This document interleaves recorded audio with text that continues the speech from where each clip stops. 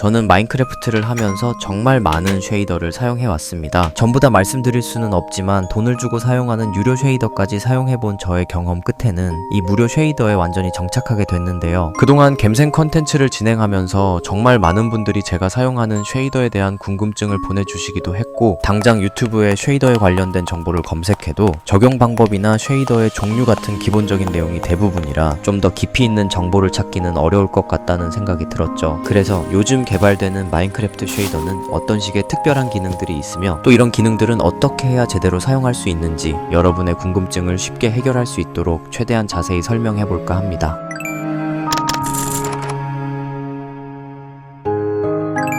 제가 본격적으로 쉐이더를 원했던 첫 번째 목적은 단순히 RTX 기능을 사용하고 싶었기 때문입니다. 마인크래프트 베드락 에디션의 레이트레이싱을 보고 있으면 정말 현실적으로 빛을 반사시키는 게 너무 신기했거든요. 하지만 마인크래프트 자바 에디션은 RTX 기능을 지원하지 않았고 완전한 레이트레이싱이 아닌 경량화된 패스트레이싱 기법을 사용한 쉐이더가 몇 개 존재했는데요. 쉐이더 중에서도 가장 유명한 세우스 PTGI 쉐이더가 대표적이죠. 하지만 너무 유명한 명성을 가진 쉐이더라 기대가 컸었기에 실망도 컸는데, 일단 첫 번째 문제점은 파티클이 제대로 안 보이고 흐릿하게 나타났습니다.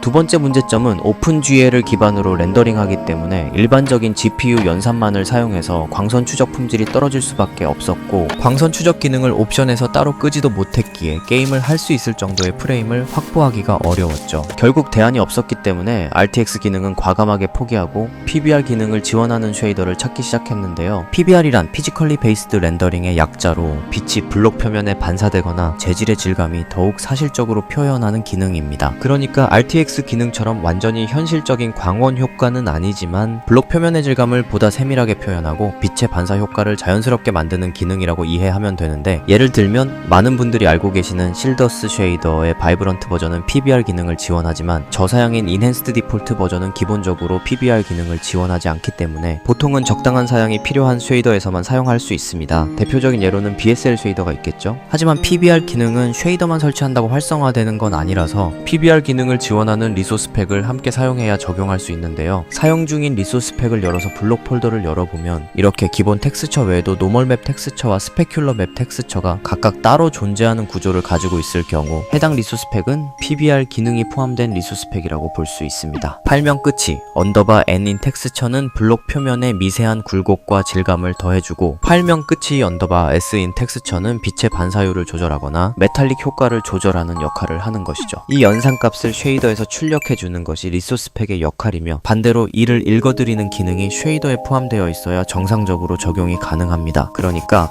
리소스 팩과 쉐이더 모두 PBR 기능을 지원하는 경우에만 사용할 수 있는 기능이라는 뜻이죠. 저는 개인적으로 마인크래프트의 기본 텍스처 스타일을 선호하기 때문에 ABPBR 리텍스처드 R7B2라는 유료 리소스 팩을 사용하고 있고, BSL 쉐이더는 기본적인 요소를 충실히 구현하면서도 성능적인 부분에서는 부족함이 없었기 때문에 만족스럽게 사용하고 있었지만, BSL 쉐이더를 기반으로 한 개조 버전인 아스트랄엑스 쉐이더가 출시되면서 저의 원픽 쉐이더 최종 선별은 아스트랄엑스 쉐이더로 정착하게 됐습니다. 생동감 있는 여러 효과들과 감성적인 연출이 돋보이는 강력한 업데이트를 지속적으로 꾸준히 진행 중이기도 하죠.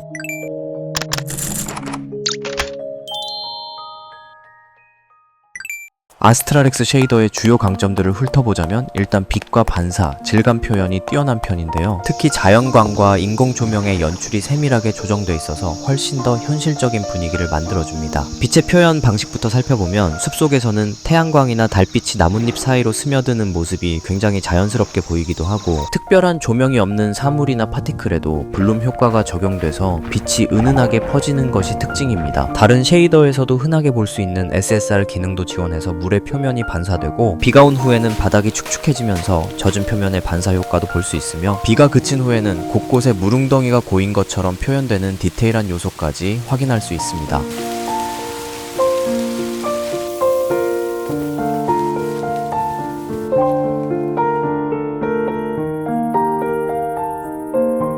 여기에 아까 설명했던 PBR 기능까지 활성화하면 광원의 각도에 따라 블록 표면의 질감이 미묘하게 변하는 것도 지원되고, 그림자의 표현도 단순히 그림자가 생기는 것이 아니라 나뭇잎이나 작은 오브젝트의 그림자가 부드럽게 퍼지는 방식으로 적용돼서 좀 더 사실적인 분위기가 느껴지는 편이죠. 또 다른 장점은 환경 요소들이 마치 살아있는 것처럼 표현된다는 점인데요. 예를 들면 랜턴이나 꽃, 잔디 같은 블록이 바람에 흔들리는 효과가 있어서 정적인 블록들도 더욱 생동감 있게 보이기도 합니다. 그리고 날씨 혹은 시간에 따라 안개의 밀도도 변하게 되는데 비가 오는 날이나 새벽, 석양 시간대에는 안개가 짙어져서 분위기가 훨씬 몽환적으로 연출되기도 하죠. 안개는 지형의 고도에 따라 자연스럽게 변하기 때문에 혹여나 앞이 잘 안 보여서 플레이에 방해될 걱정을 할 필요도 없습니다. 이런 특징들은 특히 물속에서 굉장히 인상적인데요. 수면을 통과하는 빗줄기가 자연스럽게 굴절되며 낮에는 햇빛이 부드럽게 스며들고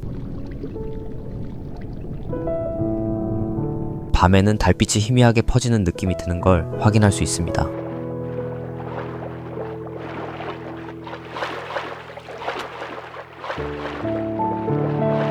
얕은 물에서는 바닥이 선명하게 보이지만 깊어질수록 점점 더 짙어지는 색감이 적용되면서 현실감이 살아나기 때문에 깊은 바다에서만 느낄 수 있는 분위기가 제대로 구현되는 모습이죠. 네더에서도 여러가지 변화가 눈에 띄는데 네더 포탈의 보랏빛이 주변 블록에 부드럽게 퍼지는 효과가 강조되기도 하고 용암지대에서는 열기로 인해 화면이 일렁이면서 아지랑이 표현이 추가되어 더욱 실감나게 보여지는 모습이죠. 반면 엔드에서는 마치 우주 공간처럼 은하수가 펼쳐진 아름다운 하늘을 볼 수 있는데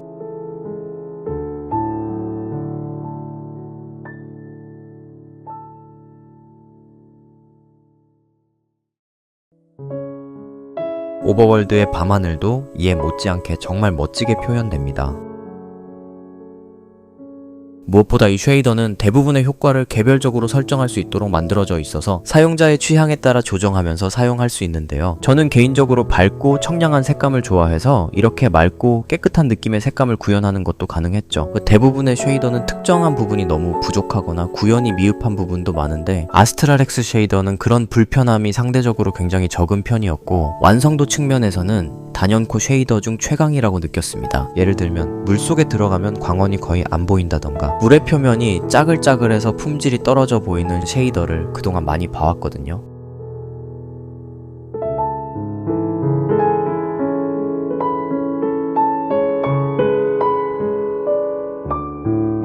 그리고 히트박스 테두리 색이 변하는 것도 아스트랄엑스 쉐이더의 효과 중 하나입니다. 이거 물어보는 사람들이 정말 많았었는데 모드가 아니라는 점 참고해주세요.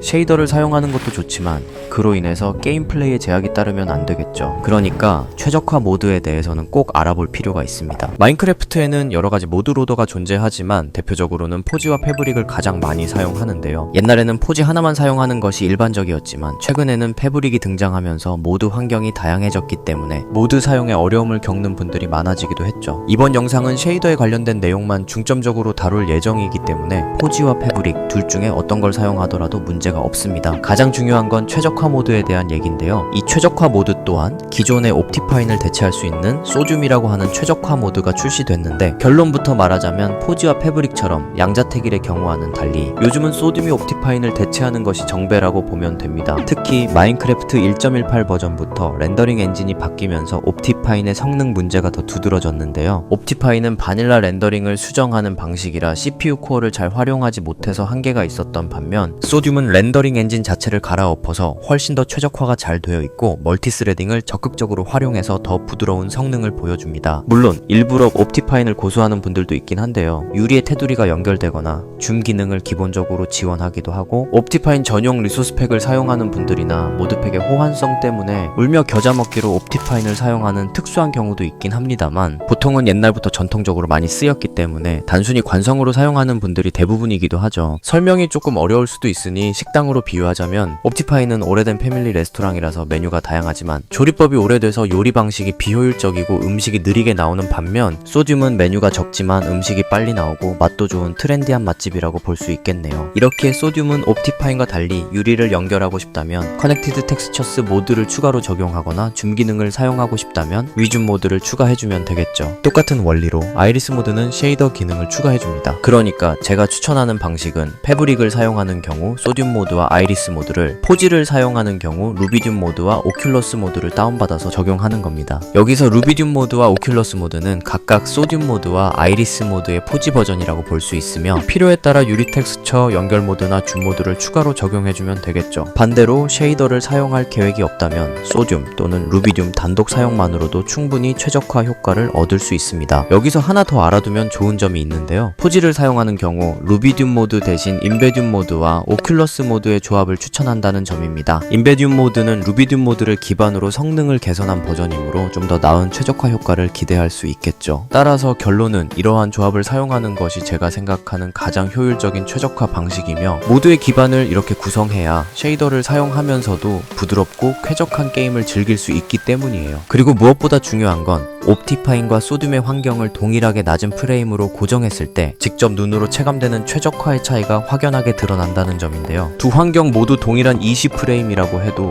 프레임 타임이 얼마나 일정하게 유지되느냐에 따라 시각적인 부드러움이 크게 달라집니다. 소듐은 프레임 타임 변동을 최소화하면서 안정적으로 유지하기 때문에 옵티파인보다 상대적으로 훨씬 부드럽게 보이는 경향이 있는 것이죠. 최종적으로 아스트랄엑스 쉐이더와 리소 스펙을 모두 적용한 상태에서 QHD 해상도의 렌더 거리는 16000크로 설정하고 야생을 플레이해본 결과 평균 110프레임대를 안정적으로 유지할 수 있었습니다. 1인칭 시점 게임이라는 걸 감안해도 이 정도 프레임이면 개인적으로 충분히 게임을 즐길 수 있을 정도라고 생각하는 편이고요.